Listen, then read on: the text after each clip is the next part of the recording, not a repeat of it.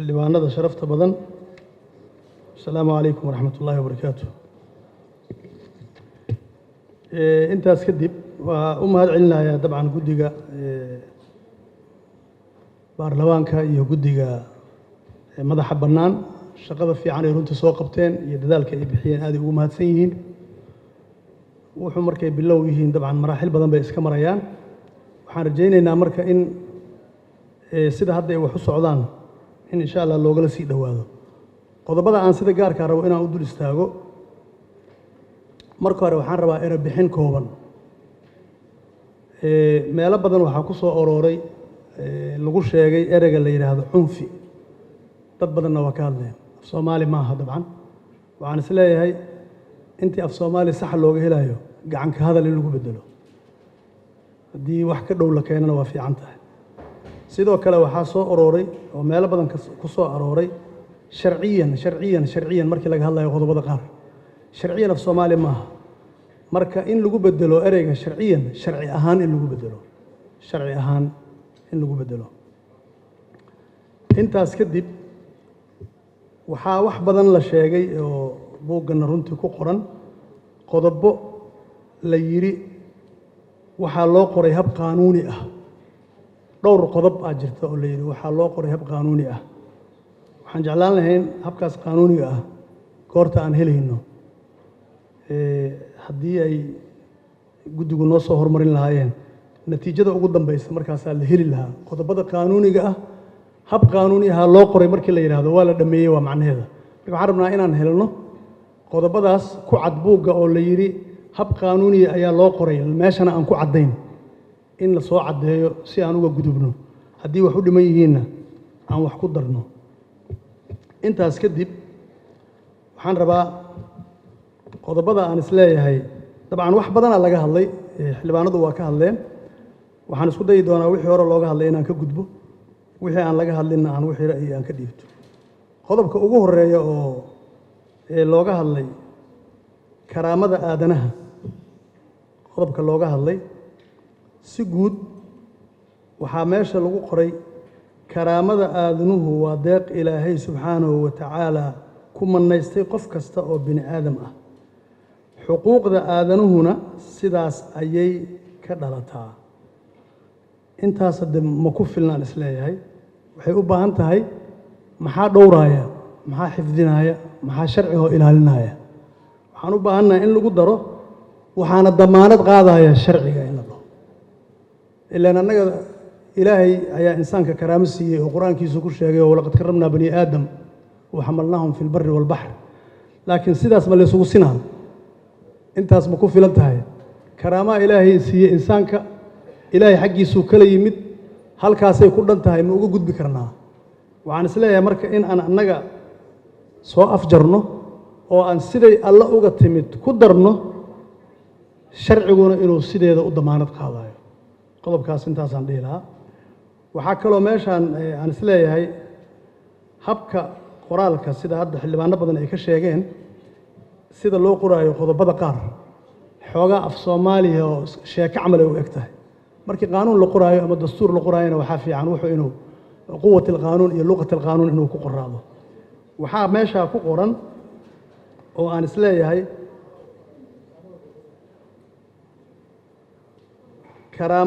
karaamada aadanaha waa dabcan qodobka labaad waaye. faqradan sideeda loo qaatay ku qoran gunaanadka. laakiin waxay u qoran tahay karaamada aadanaha waa laguma xadgudbaan dhowristoodina waa waajib saaran dadka oo dhan. waxaan is leeyahay kuma filna dadka oo dhan hadday is dhowraayaan qaanuunba looma baahdeen. marka waxaan is leeyahay ayadana waa in lagu daraa sharciga ayaa ayadana damaanad qaadaya in lagu daro waaye. sababtoo ah sidaasay u xusan tahay sidiisiyaa loo soo guuriyey. waa inaan annagu marka sharcigeenna ku caddeenna iyo dastuurkeenna inuu asagu damaanad qaadayo sidaasna uu ku damaanad qaadayo. waxaa kaloo jira waxaa qoran markii laga hadlaayo faqrada saddexaad awoodda dowladda waa in aan marnaba loo isticmaalin ku xadgudbidda karaamada aadanaha. ayadan waxaan is leeyahay siyaaqo qaanuuniya uma qorra. waxaan is leeyahay inay ku bilaabato waxaa reeban maadaama ay tahay wax sharciga hadda la rabo in lagu caddeeyo waxaa reeban in loo isticmaalo awoodda dowladda wax ku xadgudbidda karaamada aadanaha in la dhaho oo luqadda laga dhigo waxaa reeban ereyga in saas loo isticmaalo markaan u soo gudbo qodobka 11aad faqradiisa koowaad wax badanaa laga hadlay meesha waxaa ku jirta diinaa ku jirta diintana mowduuceeda sida culimo badanna sheegtay xildhibaano badanna ay sheegeen waa la soo xasmiyey qaanuunkana waa cad yahay dastuurkuna waa cad yahay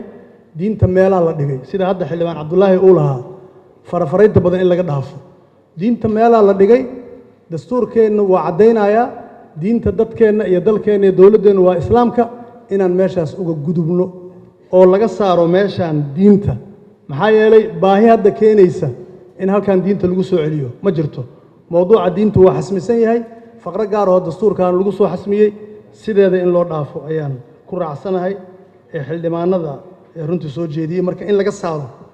diinta in laga saaro faqradan sidoo kale qodobka 17aad markii laga hadlayo faqradeeda koowaad waxaa lagu sheegay qof kasta wuxuu xur u yahay in uu ku dhaqmo diintiisa laba qodob u baahan marka inaan kala saarno daarta cibaadada ama daaraha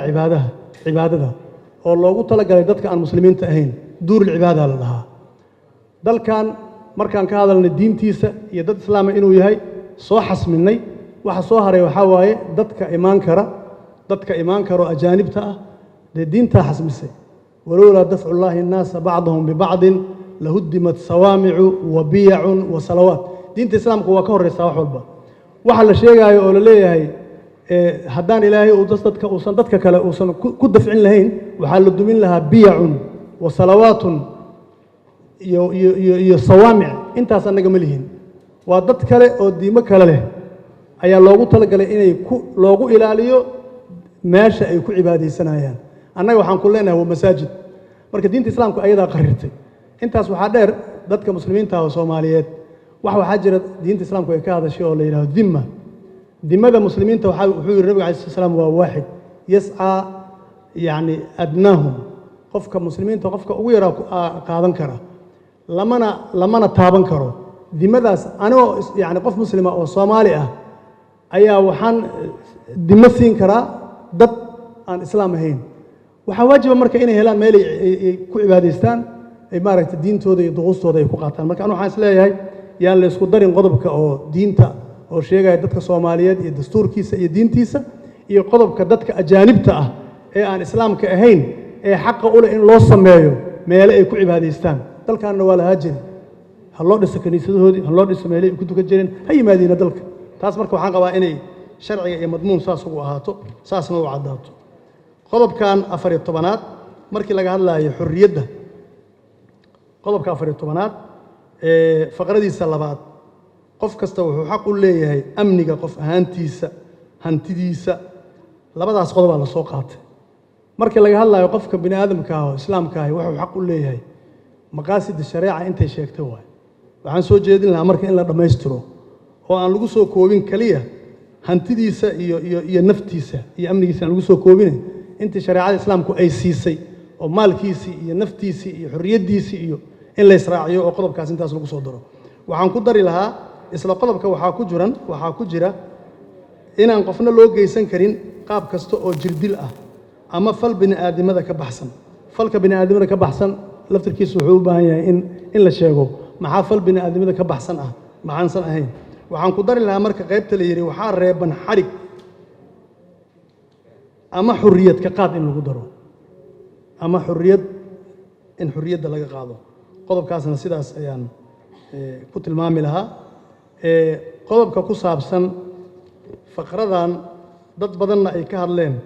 oo ku saabsan ilmo soo rididda wax badanaa laga sheegay runtii meesha aan uga socdo waxaa waaye meesha la yiri dhakhtar guddi 3 dhakhaatiir ah dhowr qofaa ka hadasho runtii oo caddaysay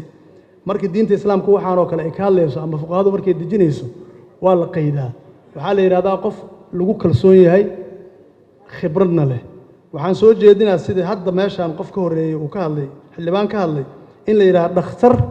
khibrad leh laguna kalsoon yahay dhakhtar khibrad leh laguna kalsoon yahay in intaas loo dhaafo oo aan guddi laga dhigin qodobka ku saabsan qodobka 17aad ka hadlaya faqradan koobaad qofna hoygiisa ama meelaha kale iyo waxyaabaha uu gaarka u leeyahay lamana basaasi karo amar garsoor oo sababaysan la'aantiis ani waxaan ku dari lahaa aan codsan lahaa in lagu daro in aan la geli karin habeenkii 8 PM ilaa 6 AM qodobkaas intaas lagu soo daro si looga gudbo zuwaaru leyl waxa la yiraahdo habeenkii guryo badan loo dhacay dad badan oo la cadeeyay ka dhamaatay raalaha waa mahadsantahay